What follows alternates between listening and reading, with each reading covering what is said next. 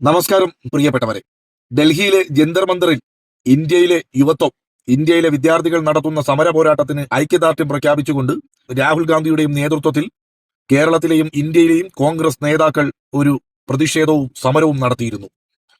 ആ സമരത്തിൽ ഭാഗ്യദോഷം കൊണ്ട് കേരളത്തിന്റെ മുഖ്യമന്ത്രിയായിട്ടുള്ള വി.ഡി. സതീശൻ സവർക്കർജിയും എത്തിപ്പെട്ടിരുന്നു.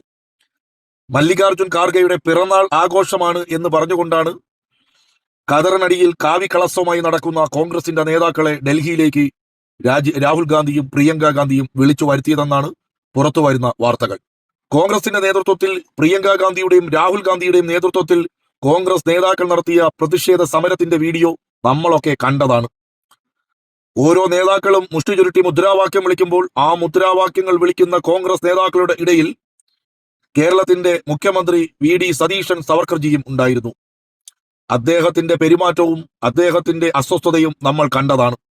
ആ വീഡിയോ ഞാൻ ഇതിലോട്ട് ആഡ് ചെയ്യുന്നുണ്ട്, നോക്കണം. സംഘപരിവാർ ഏജന്റാണെന്ന് നമ്മൾ പറയുന്ന കെ.സി. വേണുഗോപാൽ പോലും പ്രിയങ്ക ഗാന്ധി വിളിച്ചു കൊടുക്കുന്ന മുദ്രാവാക്യം മുഷ്ടി ചുരുട്ടി ഏറ്റുവിളിക്കുമ്പോൾ അവർക്കിടയിൽ സതീശൻ അസ്വസ്ഥനാകുന്നത് നമ്മൾ കാണുന്നുണ്ട്. സതീശന്റെ അസ്വസ്ഥത കാണുമ്പോൾ എനിക്കതിനോട് ഉപമിക്കാൻ ഒറ്റ വാക്കേ ഉള്ളൂ.